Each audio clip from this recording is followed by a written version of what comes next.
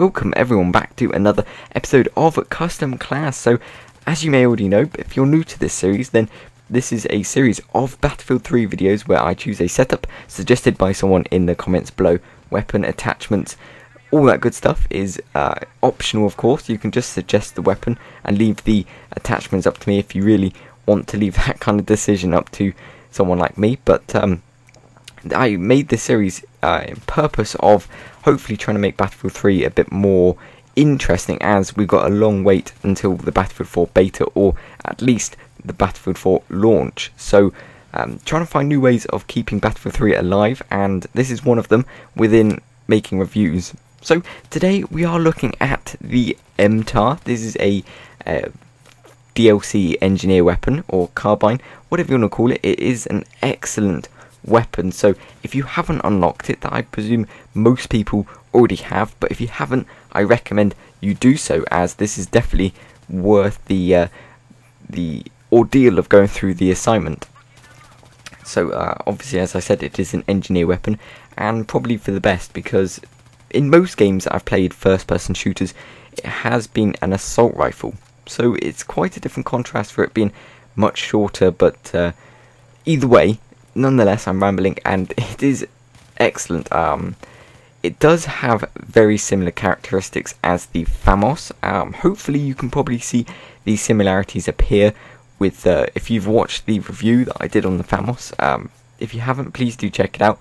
It's hopefully you'll understand something I'm talking about. But the FAMAS has a really high rate of fire, recoil and reload time, and of course the MTAR has exactly the same rate of fire, reload time and recoil, but the accuracy is very good. Of course, the recoil does affect the accuracy, so you might think, why not put a foregrip on this weapon, whereas I'm using the Cobra sight, underslung, well, nothing, and heavy barrel, so foregrip could be very optional. I don't really like using foregrip at the best of times, but for this I just find it doesn't help it at all. Of course, that is up to personal preference. I'm never really that keen on foregrips because it just doesn't work well with me. So if you do find a foregrip works well for certain game modes, whatever you're playing on, whatever situation, then go for it. It's completely up to you. For now, I'm going to skip the foregrip, but I'm loving the setup at the moment. The heavy barrel is of course one of my favourite attachments to use with the Cobra sight, so it's kind of a dream class to use. Now, you may notice in the gameplay I do get killed quite a lot. That is mainly due to the rate of fire, reload time, and that's pretty much it. The combination between the two is not a good mix. For say Team Deathmatch or No Shark Canals that you're watching, reload time and fire rate is critical, because the fire rate not only depletes your ammunition much quicker than many assault rifles and other carbines, and that is of course going to mean you're going to have to go to the reload more often than others, and more often to the long reload time, which is not good. You don't have to go through that ordeal in such a compact, close quarter firefight. I don't know what you want to call it, but yeah, the reload time, the long reload at least, is painful, and you could be caught out many occasions doing that, so where there's little cover obviously. But with that said, the sidearm is very critical, as I've said on many occasions. Always a good sidearm with the primary, whatever you're using.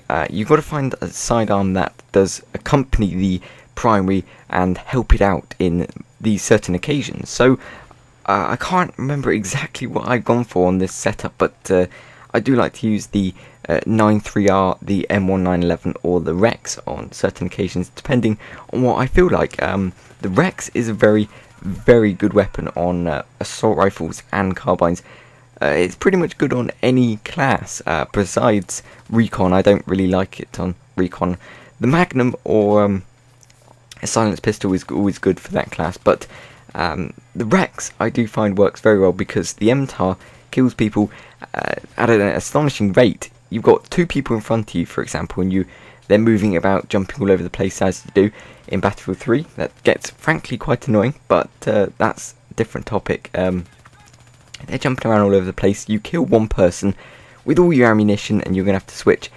Maybe you've injured the other guy, and one shot from the Rex would finish him off. That's why it's incredible. That's why I like it. Obviously you could say why not just use the Magnum, as there's a lot of similarities, and there's a choice really. The Magnum is very, very good. It's got a good fire rate, good power, obviously, exactly like the Rex, so it, again, up to personal preference. But that's obviously the custom class done. I think I'll cut it a bit shorter for today, but I do hope you enjoyed it. If you have any suggestions on what you would like to see on the next episode, please feel free to leave them right down in the comment section below. Otherwise, I hope you enjoyed the video. If you did, please leave a like. That'd be incredible. Post any comments, any questions you may have right down in the comment section below. And if you haven't subscribed already, please do. That really helps me out. If you want to stay up to date on all the new Battlefield 3, 4 and other gaming news that arises in the near future. So, as always, until next time.